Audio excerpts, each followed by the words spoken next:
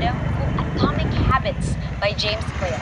Yuk ngomongin authornya. James Clear sudah bertahun-tahun melakukan riset tentang habits dan decision making. Awalnya James dikenal lewat sebuah newsletter yang tumbuh menjadi 100.000 pelanggan hanya dalam 2 tahun. Sampai hari ini karyanya sering muncul di The New York Times, Forbes, and Business Insider. Insight pertama, lupakan goals, usahakan bangun sistem. Insight ini menekankan bahwa goals dan systems adalah dua hal yang berbeda. Goals atau tujuan adalah hasil yang ingin dicapai, tapi sistem adalah proses yang mengarah pada hasil tersebut. James Clear mengingatkan kita untuk fokus membangun sistem yang bisa membawa kita lebih dekat kepada tujuan yang kita inginkan. Pikirin deh teman-teman, yang menang nih, yang kalah, dua-duanya tuh punya tujuan yang sama. Misalnya pemain Olympic Games deh, pengen menang medali emas. Setiap orang pasti ingin sukses, tapi punya tujuan aja nggak cukup. Sistem loh yang bisa membantu mencapai hasil yang kita inginkan. Banyak banget orang fokus pada hal yang salah. Fokusnya malah pada tujuan terus, bukan proses yang diperlukan untuk sampai ke titik itu. Padahal nih, tujuan itu kan tentang jangka panjang.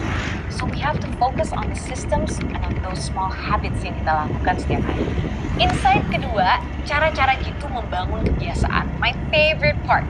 Menurut bukunya, ada 4 cara Jitu untuk dapat bisa membangun kebiasaan. These are so powerful. I love them so much. Yang pertama, make it obvious. Buat jelas banget. Setiap action itu kan ada rangsangan tertentu ya. Misalnya, kamu mau punya kebiasaan main gitar. Kalau kamu simpen itu gitar di lemari, pasti nggak akan pernah deh kamu latihan.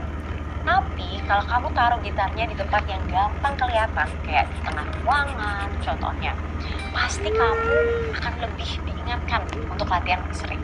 Jadi kalau kamu misalnya nih pengen berolahraga lebih banyak, coba deh siapin baju olahraga, sepatu cats dari malam sebelumnya.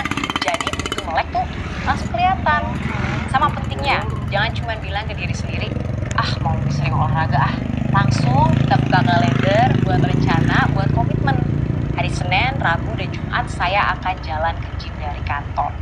Terus kamu siapkan deh tas gym segalanya supaya kelihatan dan kamu selalu ingat. Lalu, make it attractive. Buat hal tersebut menarik. Biasanya nih, semakin menarik sesuatu, semakin besar kemungkinan kita akan mengadopsikannya sebagai kebiasaan.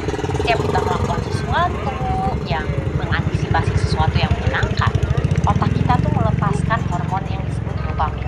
Itu membuat kita ngerasa happy. Ini bisa kita gunakan untuk membangun habit. Salah satu caranya adalah temptation bundling. Jadi kita gabung godaan, di mana kamu gabung tindakan yang kamu suka dengan tindakan yang harus kamu lakukan tapi agak kamu gak suka gitu. Jadi misalnya kamu mau punya habit lari di treadmill, kamu bisa incentivize yourself dengan cara mendownload acara favorit kamu untuk ditonton saat lari di treadmill. Atau kamu bilang ke diri kamu sendiri, abis lari di treadmill, I'm gonna watch Netflix. Terus, make it buat mudah teman-teman. Sebagai manusia, kita itu kan termotivasi untuk melakukan sesuatu yang mudah ya. Semakin banyak energi yang terkuras, makin malas biasanya. Nah, ada tips and trick untuk membuat kebiasaan yang sulit jadi lebih mudah. Misalnya, kamu mau berhenti nonton TV pas pulang kerja gitu. Coba deh cabut kabel televisi atau cabut baterai remote-nya. Pasti jadi mager untuk nyalain TV dan kamu bisa menggunakan waktu itu untuk melakukan hal lain yang lebih produktif. Cara lain untuk membuat kebiasaan jadi lebih mudah adalah dengan mengubah mindset kamu. Misalnya, awalnya mindsetnya mau belajar buat ujian, ganti mindsetnya untuk membuka buku catatan. Atau daripada bilang mau yoga 30 menit, cukup aja I am going to roll out my yoga mat. Dengan itu kebiasaan jadi lebih mudah dibentuk. Yang terakhir, kita harus make it satisfying. Kita harus buat lebih memuaskan lagi untuk bisa build kebiasaan jangka panjang.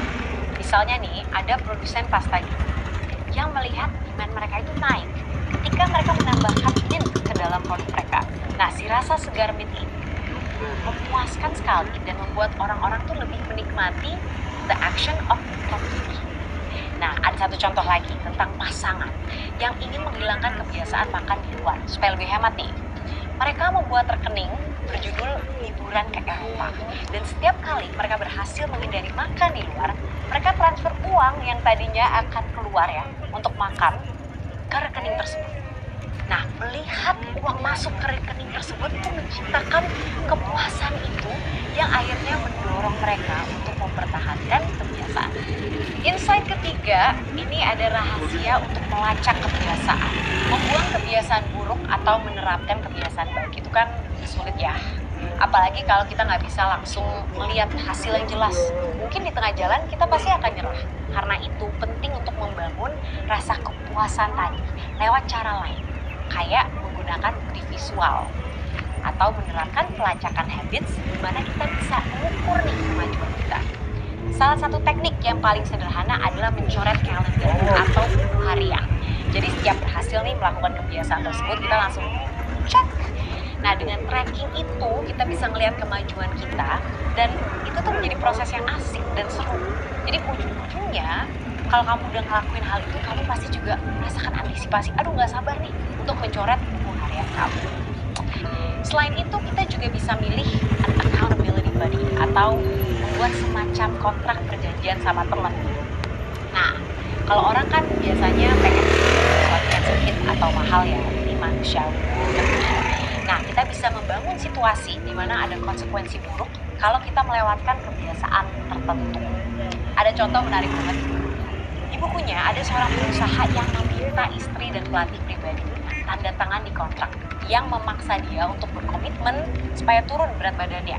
Jadi si pengusaha ini memilih habit seperti melacak asupan makanannya, terus menimbang dirinya setiap hari. Terus dia bikin ada hukuman kalau misalnya dia gagal melakukan hal-hal ini. Misalnya kalau dia gagal melacak makanannya, dia harus membayar pelatihnya $100. Kalau gagal menimbang, dia harus membayar istrinya $500. Kontrak ini berhasil banget. Bukan hanya karena pengusahanya nggak mau kehilangan uang, tapi juga nggak mau mengecewakan pelatih dan istrinya. Biasanya kalau kita tahu nih, wah ada yang perhatiin, ini bisa menjadi motivasi yang cukup besar untuk menjaga konsistensi. And now, so what? Here are my reflections and final thoughts.